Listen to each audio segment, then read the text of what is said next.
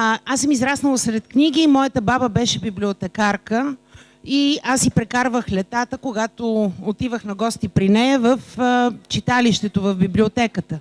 И за мен това беше най-интересното място на света. Но и така свикнах с книгите, започнах да чета и години по-късно, когато имах такива две деца като вас, започнах и да пиша детски приказки. И понеже всички говорим за това колко е важно да се чете, а вие сами ще се убедите в това, аз ще ви кажа, че дори не е важно да четете книгите от училищния списък, всички само. Важно е въобще да четете някаква книга или да гледате филми или да слушате музика, защото ние по този начин храним душата си, а тя е най-важното нещо. Така както храним тялото си, закусваме сутрин, обядваме, вечеряме, книгите, филмите, музиката, изкуствата въобще хранят нашата душа. А ако тя не е нахранена, тогава ние не се чувстваме добре.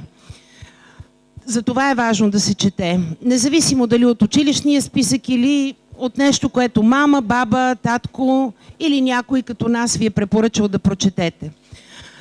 Аз искам само да ви прочета отказ от една от моите приказки и в този отказ избрала съм точно него, защото в него се разказва за това кой пише приказките.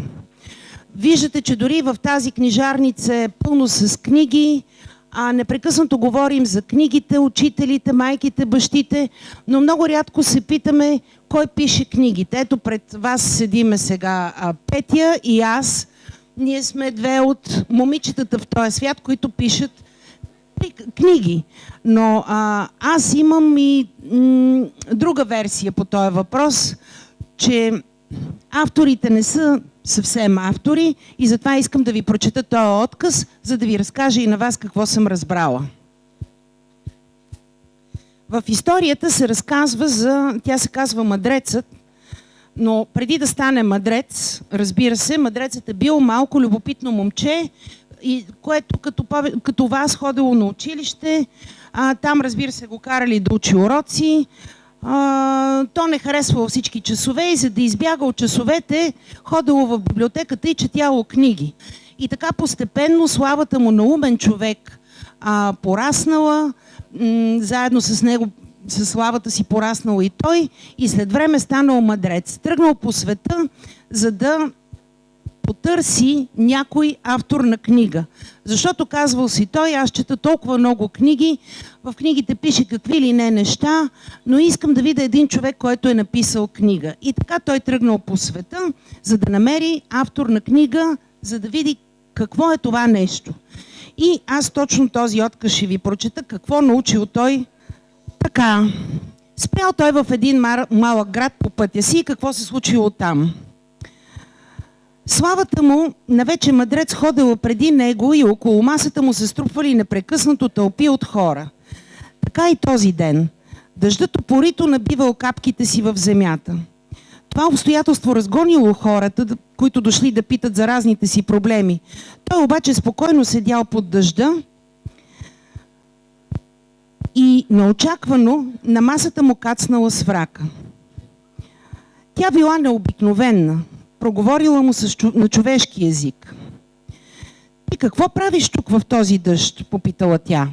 От изумление мъдрецът си отворил устата и тъй като е дял сандвич, парче от сандвича паднало на масата. За първи път в живота си той виждал говореща сврака на масата си. Тя това и чакала. Пъргаво хапнала падналото парче и продължила. "Приятно ли ти е да стоиш под дъжда?" попитала тя, преглътнала хапката и с вече празна човка. "Приятно ми е," казал мъдрецът, "обичам да слушам дъжда." Свраката го погледнала внимателно с лъскавите си очи и иронично продължила. "Всички така казват. Обичат да слушат, обаче малцина са онези, които чуват дъжда. Ти чуваш ли го?" И понеже мъдреците също са хора и като всички хора понякога се подвеждат, мъдрецът казал малко докачено: "Ми разбираш ли, че го чувам? Кажи ми тогава какво ти разказва." "Хайде сега, говорещи свраки и разказващи дъждове, не е ли малко прекалено за един ден?" започнал да се брани мъдрецът. "Дъждът си е дъжд и нищо повече." Свраката направила драматична пауза, заклатила се неспокойно на тънките си крака и помислила: Ето още един, дето всичко си мисли, че знае, но май поне този е свестен. Аз ще те науча какво разказва дъжда, казала тя. Мъдрецът само на ум се усмихнал, иначе мускул не трепнал по лицето му и се приготвил да загуби малко време в разговор с свраката. Нали бил любопитен? Свраката започнала. Там, откъдето идва дъждът, е малко под космосът в нашата Вселена. Там, откъдето идва дъждът, има много неща, които не познаваме, но със сигурност там е вечността. Там са струпани енергиите и познанията на много живели преди нас. Затова там винаги е светло, така както са светли дъждовните капки. Свраката погледнала, за да се увери, че мъдрецът е слуша. После продължила. Дъждът идва при нас хората и нещата на земята, за да ни разкаже и посъветва какво трябва да правим. Иначе казано, дъждът е онази жица, по която тече информацията, идваща от мястото, където живеят енергиите и познанията на предишните, и която ние трябва да научим, за да успяваме да живеем. Мъдрецът е гледал недоверчиво, но така или иначе любопитството му вече се е събудило. Продължавай, казал той. Свраката продължила. Когато дъждът вали върху земята, разказва на житото, че трябва да расте, и така нивите озряват. Разказва на дърветата, че трябва да растат, направят гора и те го правят. Дъждът много обича горите. Там, където има гори, има повече дъжд. Дъждът е суетен, обича да слуша собственото си шумолене в листата на дърветата. Ако се заслушаш в музиката на дъжда, когато си в гората, ще чуеш много истории. Дъждът разказва на хората как да пораснат, как да строят къщи, да четат книги, да свирят на пиано и въобще всички неща, които са им полезни, за да живеят. Дъждът казва на децата, че когато станат големи, трябва да имат свои деца. И така човечеството съществува и до днес. И ще съществува и утре, докато има дъжд. Дъждът ни разказва всичко важно, което са знаели предишните. И ако се случват лоши неща понякога в живота ни, то е защото слушаме, но не умеем да чуваме дъжда. А пустините? Защо съществуват пустините? Попитал мъдрецът. Те съществуват, защото там не вали дъжд. Земята там не знае какво да прави, защото няма кой да й каже, че трябва да роди трева, цветя и гори. И затова е пустиня. Има и хора пустини. Това са хората, които не чуват дъжда. Ами книгите? И те ли са от дъжда? Попитал мъдрецът. Това бил най-важният за него въпрос. Най-важно му било да разбере кой и как пише книгите. Нали затова бил тръгнал по широкия свят? Разбира се, че и книгите са от дъжда, продължила свраката. Хората, които пишат книгите, всъщност записват на хартия това, което дъждът им разказва. Те са хората, които умеят да чуват дъжда. И свраката млъкнала. Никой не беше останал наоколо.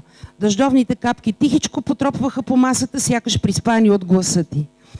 Сандвичът на магьосника на мъдреца тъжно прогизваше под дъждовната вода и остана недояден. Мъдрецът стоял в каменен от разказа и не смел да избърши от лицето си от дъждовните капки, за да не изтрие случайно някое важно знание, доставено му от дъжда току-що. Това на мен ми разказа дъжда за хората, които пишат приказките. И понеже аз много обичам дъжда и много обичам да го слушам, записах тези истории, които той ми разказва.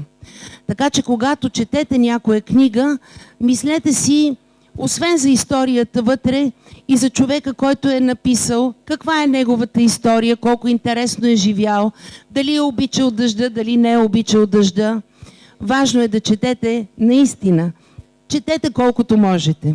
Толкова от мен.